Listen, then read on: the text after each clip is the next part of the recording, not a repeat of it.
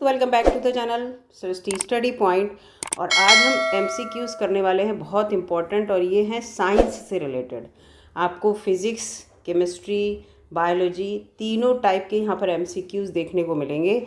और ये जो है पहली वीडियो है एमसीक्यूज़ की। इस तरह की वीडियो मैं रेगुलर चैनल पर अपलोड करती रहूँगी साइंस के एमसीक्यूज़ की। तो चलिए दोस्तों, देखते हैं पहला क्वेश्चन इसमें आज कौन सा है। ये है पहला क्वेश्चन, और इस तरह के क्वेश्चन जो है आपको कॉम्पिटिटिव एग्जाम में अक्सर देखने को मिलेंगे। आंसुओं में कौन सा पदार्थ घुला रहता है? तो आंसुओं में जो होता है वो सामान्य नमक होता है, वो होता है NaCl, सोडियम क्लोराइड। ठीक है, और यही क्वेश्चन जो है इस टाइप के एग्जाम में देखने को मिलते हैं। आपने देखा आंसू अगर हल्का सा टेस्ट करके देखेंगे तो नमकीन सा लगता है, तो वो NaCl की वजह से लगता है। अगला यहाँ पर प्रश्न है कि लोहे पर जंग लगती है, रस्ट जिसे कहते हैं, तो क्यों लग जाती है? तो इसमें जो है इसका आंसर है उपर्युक्त सभी कारणों से। क्यों? क्योंकि लोहा जो है Fe है, अगर उसमें ऑक्सीजन O2 रिएक्शन करती है, यानी कि एनवायरनमेंट की ऑक्सीजन खुले में अगर हम लोहा डाल दें तो उस पर जंग लग जाती है ना। तो ऑक्सीजन से रिएक्शन करेगा तो फेरिक ऑक्साइड बन जाएगा, और अगर मॉइस्चर उसको मिल रहा है लोहे को और तो जलयोजित फेरस बन जाता है और फेरिक ऑक्साइड। ये दोनों कारण हो सकते हैं इसके साथ साथ ये भी है क्षारीय फेरस बन जाएगा और फेरिक कार्बोनेट भी इसमें हो सकता है। तो इन तीनों कारणों की वजह से लोहे में जंग लग जाती है। इसके बाद है इंसुलिन की खोज किसने की थी? तो बेंटिंग ने की थी। ये सर फ्रेडरिक बेंटिंग इनका पूरा नाम है। ठीक है, सर फ्रेडरिक बेंटिंग इनका पूरा नाम है। इन्होंने इंसुलिन की खोज की थी। अगला प्रश्न है वनस्पति तेलों को घी में परिवर्तित किया जाता है, तो ये किस तरह से? तो ये हाइड्रोजनीकरण की वजह से किया जाता है कि हम वनस्पति जो तेल होते हैं उनमें हम हाइड्रोजन की जब रिएक्शन करा देते हैं तो वनस्पति घी बन जाता है, और हाइड्रोजन के साथ जब मिक्स कर देते हैं तो इसी को हम हाइड्रोजनीकरण कहते हैं। और ये यहाँ पर हाइड्रोजन का बहुत बड़ा रोल रहता है। अगला यहाँ पर है निम्नलिखित में से कौन सी मिश्र धातु है? तो स्टील जो है ये मिश्र धातु है, क्योंकि ये लोहा प्लस कार्बन को जोड़ने के बाद या मिक्स करने के बाद स्टील बनती है, तो इसीलिए मिश्र धातु है। यानी कि लोहा प्योर है, ये देखिए जस्ता, सीसा, एल्युमिनियम तीनों प्योर होते हैं, ये प्योर है। लेकिन जब लोहा में हमने कार्बन जोड़ दिया, मिक्स कर दिया, मिश्र धातु बना दी, तो इससे लोहा थोड़ा हार्ड हो जाता है और उससे बर्तन आसानी से बन जाते हैं। अगला यहाँ पर प्रश्न है कि निम्नलिखित में से कौन सा ईंधन गैस नहीं है? तो इसमें आप कॉमन सा ढूंढ लेंगे। जो लाफिंग गैस होती है वो ईंधन गैस नहीं होती। ये जब कभी बहुत सारी भीड़ होती है या कहीं पर ज़्यादा लोग इकट्ठे हो जाते हैं तो ये हल्की सी गैस जो है आपको वहाँ छोड़ दी जाती है, तो लोग हंसने लगते हैं। इस गैस की वजह से लोगों को जो हंसी कंट्रोल नहीं होती है। अगला यहाँ पर है निम्नलिखित में से कौन सा तत्व प्रबल क्षारीय ऑक्साइड बनाता है जो जब ऑक्सीजन में जलता है? तो जब आवर्त सारणी आप देखेंगे ना, तो आवर्त सारणी में ये जब पूरा इनका श्रेणीबद्ध इनको लिखा गया है तो उसके अकॉर्डिंग पूरा रहता है कि कौन प्रबल क्षारीय है। जो जितना इसमें धात्विक प्रवृत्ति जितनी होगी वो प्रबल क्षारीय होगा। तो इसके अकॉर्डिंग जो सोडियम है वो प्रबल क्षारीय है। आप पूरा इसमें देखेंगे जब आवर्त सारणी में तो आपको समझ में आएगा। अगला है फेदम क्या है? तो फेदम का, वैसे मैं आपको बताऊं, फेदम का मतलब होता है था का मतलब होता है किसी की गहराई नापना, कि इसकी था कितनी है। इससे ही आप समझ जाएंगे। तो किसी चीज़ की जब गहराई नापते हैं तो ये फेदम एक यूनिट है माप। वैसे इसे लंबाई का कहते हैं, लेकिन बेसिकली इसे गहराई को नापने के लिए यूज़ किया जाता है।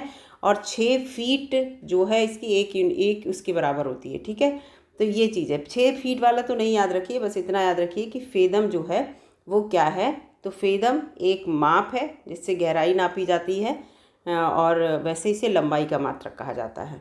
फिर है रिचर स्केल पर क्या नापते हैं? तो रिचर स्केल पर जो है भूकंप की जो तीव्रता है वो नापी जाती है। अगला प्रश्न है डायनामाइट का आविष्कार किसने किया था? बहुत इंपॉर्टेंट क्वेश्चन है, ये अक्सर एग्जाम में देखने को मिलता है। तो ये जो है अल्फ्रेड नोबल जो थे, इन्होंने इसका आविष्कार किया था। और अल्फ्रेड नोबल की वजह से ही जो नोबेल पुरस्कार मिलते हैं वो इन्हीं की वजह से मिलते हैं। इन्होंने ये है पूरी इनकी स्टोरी, अगर आप पढ़ेंगे तो आपको समझ में आएगा कि इन्होंने इतना पैसा इकट्ठा कर दिया था कि उसके जो ब्याज आता है, ठीक है, इंटरेस्ट आता है, उस इंटरेस्ट से नोबेल पुरस्कार दिए जाते हैं। तो ये अल्फ्रेड नोबल, इन्होंने डायनामाइट की खोज की थी। अगला है यहाँ पर प्लास्टर ऑफ पेरिस किससे प्राप्त किया जाता है? तो जिप्सम से। ये कॉमन सा क्वेश्चन है, इसका आंसर ज़्यादातर बच्चों को पता होगा। अगला प्रश्न है चिकित्सा और युद्ध जब भी कोई इलाज करना है या कोई युद्ध है तो किन किरणों पर जो है नवीनतम आविष्कार हो रहा है, नया आविष्कार, तो ये लेज़र जो किरणें हैं नई तरह की, क्योंकि एक्स गामा कैथोड ये तो सब पुरानी हो चुकी है, लेकिन लेज़र मेथड आया है जिस पर ये आविष्कार हो रहा है कि चिकित्सा में और युद्धों में इनका प्रयोग हो सके।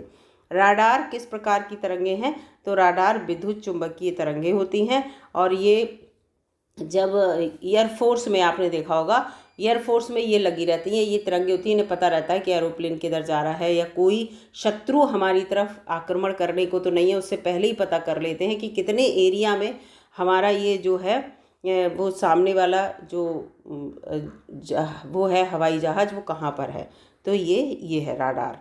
और इसके बाद है आकाश के नीले दिखने का मुख्य कारण क्या है, तो वायुमंडल में जो उपस्थित धूल के कण होते हैं उनके द्वारा सौर किरणों का प्रकीर्णन, जो सूर्य की किरणें हैं, सूर्य की किरणें का प्रकीर्णन कितना फैलाव हो रहा है और उससे आकाश का नीला दिखाई देने का कारण पता चलता है। तभी तो सुबह के समय क्या होता है, आकाश लाल दिखाई देता है, क्योंकि लाल रंग का प्रकीर्णन उस समय ज़्यादा होता है। तो ये वायुमंडल में जो धूल के कण होते हैं उनका रोल रहता है। सूती और ऊनी रेशों में अंतर कैसे ज्ञात करेंगे, रेशों की बात हो रही है यहाँ पर, याद रखिएगा, कपड़े की बात नहीं हो रही है।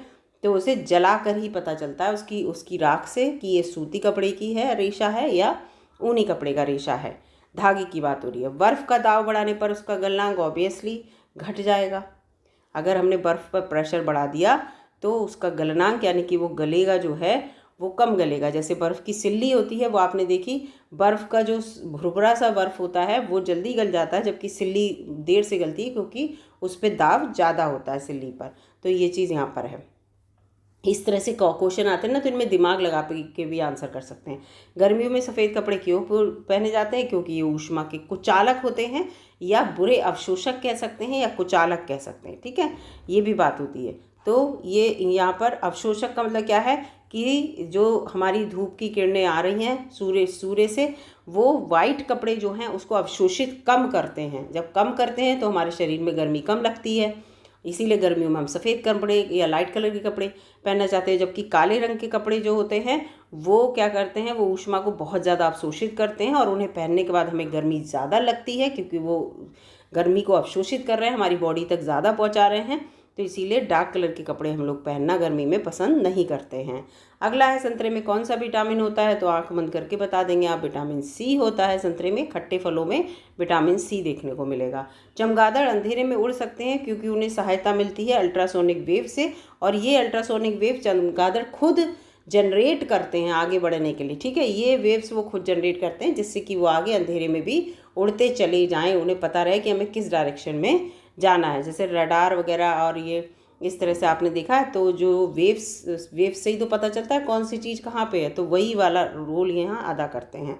अगला यहाँ पर प्रश्न है, सूर्य उदय होते समय और डूबते समय लाल क्यों दिखाई देता है, तो प्रकीर्णन के कारण। अभी बताया कि सूर्य की जो रोशनी है कितनी प्रकीर्णित हो रही है उससे पता चलता है। तो सूर्य में जो नीले रंग ज़्यादा फैलाव जब नहीं होता है, सूर्य की जो किरणों में जब ज़्यादा फैलाव नहीं होगा तो लाल रंग का दिखाई देगा, और जब फैलाव ज़्यादा हो जाता है तो नीला दिखाई देता है, ठीक है। तो ये चीज़ है, प्रकीर्णन कितना हो रहा है इसके ऊपर डिपेंड करता है। तो ये 20 क्वेश्चन थे, ज़्यादा क्वेश्चन मैं लेके नहीं आई हूँ। सेकेंड वीडियो में और क्वेश्चन 20 लेके आऊँगी। अगर वीडियो आपको अच्छी लगी तो लाइक कीजिएगा, कमेंट कीजिएगा, दोस्तों में शेयर कर दीजिएगा और बताइएगा वीडियो कैसी लगी। मिलूंगी अगली वीडियो में, तब तक के लिए नमस्कार, धन्यवाद दोस्तों।